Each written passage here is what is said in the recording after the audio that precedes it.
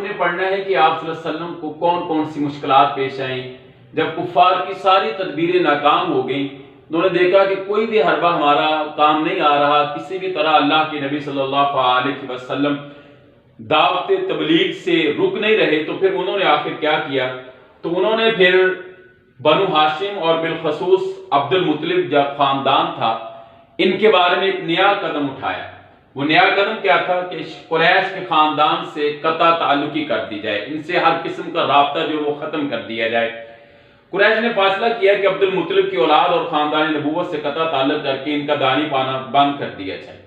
انہوں نے عبد المطلب جو ان کی ایک گھاٹی تھی شیب ابی طالب کے نام سے مشہور، وہاں اپنے خاندان کو لے کے چلے گئے.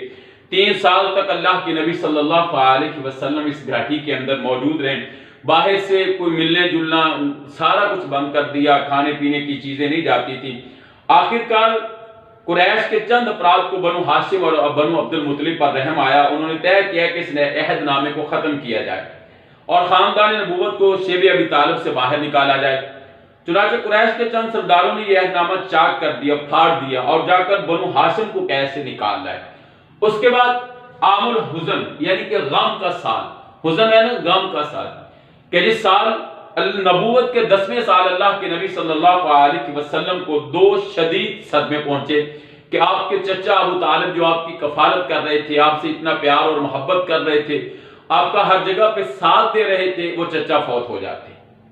ان کی عمر 80 برس سے زائد تھی. چچا کے 3 روز بعد آپ صلی اللہ علیہ وسلم کو ایک اور بڑا سب سے صدمہ پہنچا کہ حضرت خدیجہ رضی اللہ تعالی عنہ اس دنیا سے چلی جاتی. اور یہ آپ صلی اللہ علیہ وسلم کی وہ بیوی ہیں جن کے بارے میں اللہ کے نبی صلی اللہ علیہ وسلم کہا کرتے تھے کہ جب لوگوں نے مجھے جھٹلایا تو خدیجہ نے میری تصدیق کی، جب لوگوں نے مجھ سے اپنے مال کو روکا تو خدیجہ نے اپنا مال میرے پیش کیا ہے، میرے اوپر قربان کیا ہے.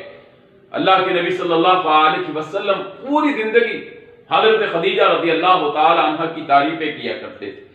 ان 2 ہستیوں کے دم سے حضرت صلی اللہ علیہ وسلم بے سہارا ہو گئے. ان کے اٹھ جانے سے یہ سہارا ختم ہو گیا. یہ غم کا سال تھا. کفار کے حوصلے بڑھ گئے. اللہ کے نبی صلی اللہ علیہ وسلم حرم کے اندر نماز پڑھ رہے تو ابو جہل اس کے ساتھی قریب بیٹھے ہوئے تھے.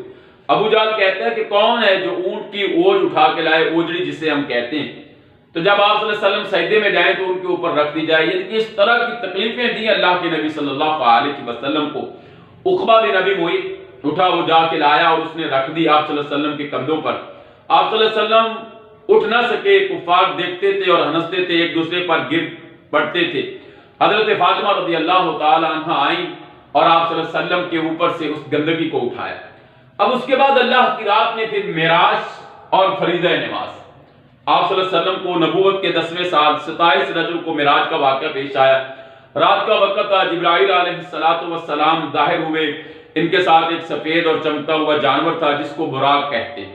حضور صلی اللہ علیہ وسلم اس پر سوار ہوئے. براق کی تیز رفتاری کا یہ عالم تھا کہ ہر قدم حد نظر پڑتا.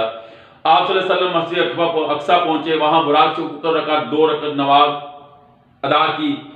ٹھیک ہے، پھر آپ صلی اللہ علیہ وسلم نے وہاں انبیاء کی امامت کروائی. وہاں سے پھر آپ صلی اللہ علیہ وسلم کو سدرۃ المنتہا تک لے جایا گیا اور پھر آپ صلی اللہ علیہ وسلم کو اللہ کی ذات نے 5 نمازوں کا تحفہ عطا کیا ہے. ٹھیک ہے، اور کفار مکہ سخت حیران ہوئے. صحیح بات تو یہ تھی کہ معراج جسمانی اور عالمی بیداری میں ہوا ہے. آپ صلی اللہ علیہ وسلم کہ اس معراج کے بارے میں اللہ نے قرآن کے اندر کہا ہے تو سبحان الذی اسری بعبدہ لیلا من المسجد الحرام. اور جب یہ ابو جہل یہ کفار مانتے نہیں تھے تو حضرت ابو بکر صدیق رضی اللہ تعالی عنہ سے جا کے کہتے ہیں ابو بکر اگر کوئی آدمی یہ کہے کہ میں راتوں رات آسمانوں پہ گیا ہوں اور پھر واپس آ گیا ہوں، تو حضرت ابو بکر صدیق رضی اللہ تعالی عنہ نے کہا کہ کہتا کون؟ انہوں نے کہا جس کو تم مانتے ہو وہ کہتا ہے.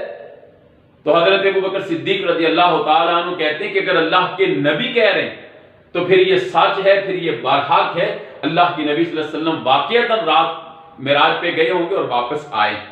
اس کے بعد اللہ کے نبی صلی اللہ علیہ وسلم نے طائف کا سفر شروع کیے.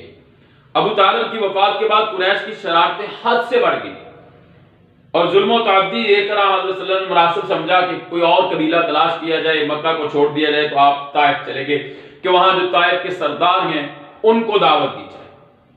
جب آپ صلی اللہ علیہ وسلم وہاں گئے تو طائف کا جو شہر یہ مکہ سے قریباً 80 میل دور ہے، اس زمانے میں بھی ایک شاداب اور پر رونق شہر تھا۔ یہاں بنو ثقیف قبیلہ جو ہے یہ آباد تھا۔ یہ قریش سے رقیبانہ تعلق رکھتے تھے۔ حضور صلی اللہ علیہ وسلم 10ویں سال شوال کے مہینہ میں طائف تشریف لے گئے۔ آپ کے ہمراہ آپ کے آزاد کردہ غلام زید بن حارثہ رضی اللہ تعالی عنہ بھی تھے۔ قریش نے اس سے بھی بڑھ کے آپ صلی اللہ علیہ وسلم کو تنگ کیے۔ آپ صلی اللہ علیہ وسلم کو پتھر مارتے، اوباش نوجوان آپ کے پیچھے لگا دیتے، آپ کو اتنا زخمی کیا کہ آپ کے پاؤں سے جو خون نکلتا اس سے آپ کے جوتے مبارک بھر جاتے، تر ہو جاتے۔ اور زید بن حارثہ آپ صلی اللہ علیہ وسلم کی حفاظت کی کوئی کسر نہ چھوڑی، ان کے سر پر چوٹیں آئیں۔ آخرکار شہر کے بعض لوگوں نے حضور صلی اللہ علیہ وسلم کو باحفاظت وہاں سے نکال لیا اور شہر سے باہر ایک باغ میں چھوڑا۔ حضور صلی اللہ علیہ وسلم کی اللہ سے دعا، جبرائیل علیہ السلام آتے ہیں، اگر آپ کہیں کہ تمہیں طائف والوں کو دو پہاڑوں کے، طائف شہر جو یہ دو پہاڑوں کے درمیان تھا، ان دو پہاڑوں کے درمیان ان کو رکھ کے ان کو ختم کر دو، تو اللہ کے نبی صلی اللہ علیہ وسلم نے کیا فرمایا تھا؟ نہیں، اللہم اہد قومی فإنہم لا یعلمون، اللہ یہ مجھے جانتے نہیں ہیں، ان کو ہدایت دے دے۔ میں زحمت بنا کے نہیں بھیجا گیا، مجھے اللہ کی ذات نے رحمت بنا کے بھیجا۔ آپ صلی اللہ علیہ وسلم کو اتنا تنگ کیا، اس کے باوجود اللہ کے نبی صلی اللہ علیہ وسلم نے ان کفار کے لیے اپنی زبان نبوت سے بد دعا نہیں کی۔ اور پھر مکہ سے واپسی، طائف کے لوگوں کی بدسلوکی دے کر آپ مکہ میں واپس تشریف لے آئے۔ مطعم بن عدی نے آپ کو اپنی حمایت میں لے لیا اور اس کی امان میں آنے کے بعد آپ نے اور زیادہ وسعت کے ساتھ اپنا فرض ادا کرنا شروع کر دیا۔ اور پھر اس کے بعد اللہ کے نبی صلی اللہ علیہ وسلم کو جہاں بھی جاتے یہ لوگ آپ کو تنگ کرتے۔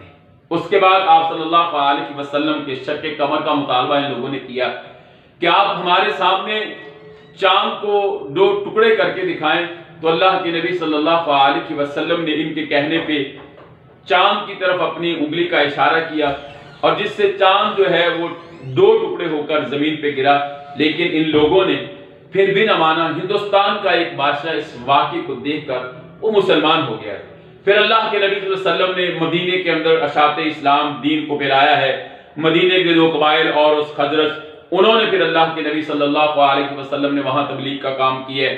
اس کے بعد پھر حج کا موقع آتا ہے، اور پھر بیعت عقبہ اولا ہے، بیعت عقبہ ثانیہ ہے۔ بیعت عقبہ اولا نبوت کے 11ویں سال 12 آدمی مدینہ سے حج کے لیے آئے۔ عقبہ کے قریب حضور صلی اللہ علیہ وسلم سے ان سے ملاقات ہوئی۔ عقبہ یہ بلند پہاڑی ہے، راستے کو کہا جاتا ہے۔ ان 12 آدمیوں نے پہلی مرتبہ حضور صلی اللہ علیہ وسلم کی بیعت کی تھی۔ پہلی عقبہ کی طرف جو ہجرت ہوئی ہے اس میں صرف 12 آدمی، دوسری کے اندر حضرت موسیٰ حج کے لیے مکہ آئے تو ان کے ساتھ 73 مرد تھے اور 2 عورتیں تھیں۔ تو آپ صلی اللہ علیہ وسلم نے عقبہ کے مقام پر ان سے بیعت لی۔ تو یہ ہے کہ اللہ کے نبی صلی اللہ علیہ وسلم کو کیا کیا تکلیفیں آئیں، اور کس طرح پھر اللہ کے نبی صلی اللہ علیہ وسلم نے ان تکالیف کا مقابلہ کیا، اور لوگوں کو کس طریقے سے اللہ کے نبی صلی اللہ علیہ وسلم نے دین کی تبلیغ کی۔ تو آپ نے اس کو اچھی طرح تیار کرنا ہے۔ کل تک کے لیے اللہ حافظ۔